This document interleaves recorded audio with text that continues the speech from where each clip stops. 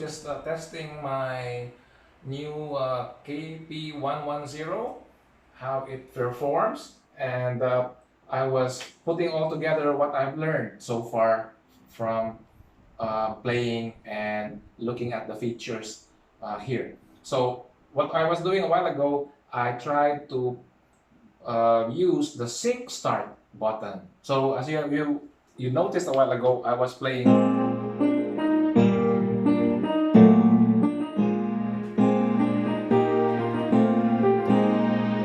and then I want the drum to start, but my hand won't be able to lift and then touch the start stop for the drum. So what I did, I pressed the sync start, and once I played the next part, the drums came in automatically. So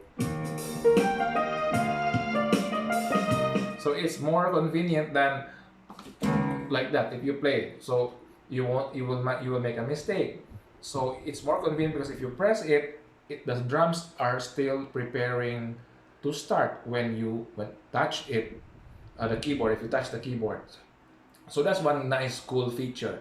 And then we also have, you don't have a pedal, if you haven't bought a pedal yet, we have a function here called sustain. So if you feel like your playing is a bit dry and you don't have any pedal, and you feel like there's something something lacking in your playing, and you can use the sustain pedal. It is really a good feature here. So what I'm gonna do is press the shift button, and sustain pedal is under the shift button white lines, so that's why I'm gonna press that, and now it's magical.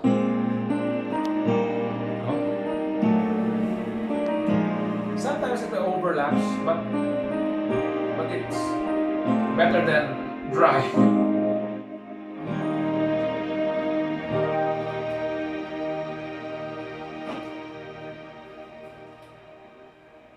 It's still playing. That's the beauty of that. Now I also did some layering. I pressed dual.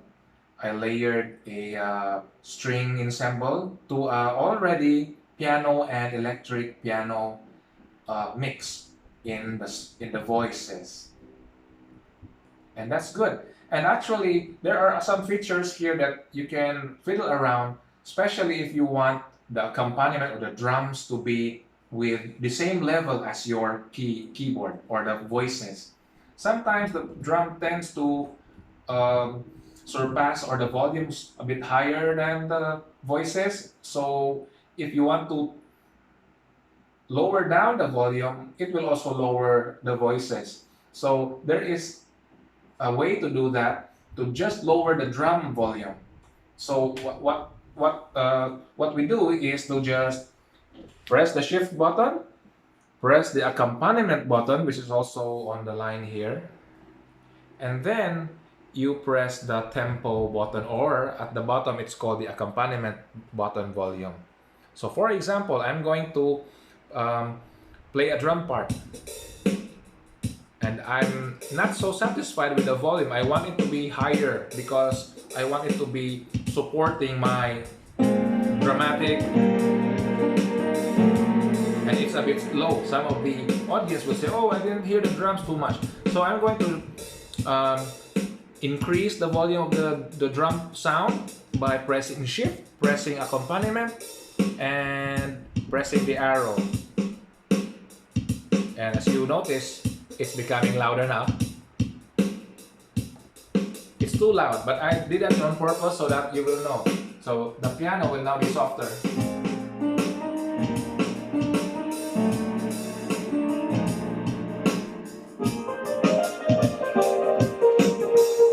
Okay? So I don't like that kind of sound. Actually, I was just demonstrating. So I'm going to put it back down to my preferred volume. I don't like that kind of volume. More like that one. See? By the way, this kind of drum pattern is called fusion. You know fusion? Like Chick Corea used to play before a Kurzweil. So I know fusion because of Chick Corea's Kurzweil playing before. Back in the day, it was really all American. Kurzweil was played by most of the musicians in back in the day, like Stevie Wonder, oh, Chick Corea, of course, I mentioned it already, and other American bands, great American bands who use Kurzweil. Used to be an um, American brand, an American company, and then they sold it to Yangchang Piano Company of Korea, and now it's a Korean, now handled by a Korean company. So, but it still has the same standards, the same guidelines that made Kurzweil a very, very good piano of choice by musicians, especially the ones who are the masters. Okay, so that's the background of Kurzweil. It might be a new name in your head, or maybe that rings in your mind. What's that? Okay, so but it's been around for quite some time. And when I was young, I would love to have one of these, but all I got was just a toy piano. So it's very, very fortunate of people nowadays, the kids nowadays, the younger generation, musicians, to get a hold on many kinds of stuff. And this one is one of those things. Very handy, and it's the touch response also. It's got all these responses for dynamics. Now, for example, I played soft, then of course it will be soft. I don't press the keys too hard, and that's how it sounds. And I press it hard. Okay. Useful tool for always on the go traveling musicians, beginners, professionals. Everything sounds professional. The sounds are all digital. I can tell. I've been around with keyboards a lot of times to say it. So take it from me. I have been around playing all sorts of pianos.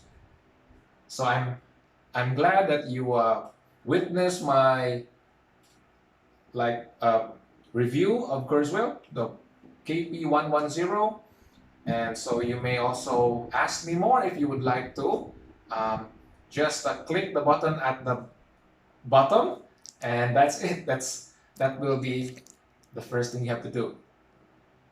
And so here's Teacher Dennis saying, keep on playing, and mistakes or not, it's fun.